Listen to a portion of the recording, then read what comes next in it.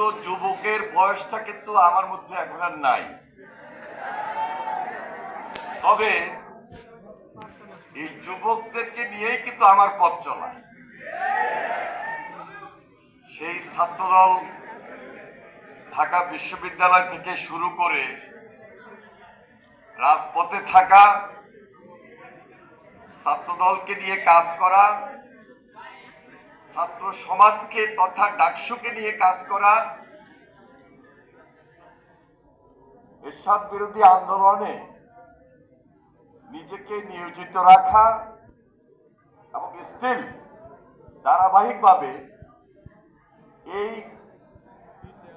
সর্বশেষ জুলাই আন্দোলনে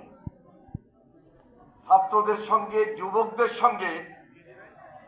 তথা তারুণ্যের শক্তি নিয়ে কাজ করাই আমার এই যুবকদের সঙ্গে রাজনৈতিক ধারাবাহিকতায় আমি যুবকদের স্পিরিটকে ধারণ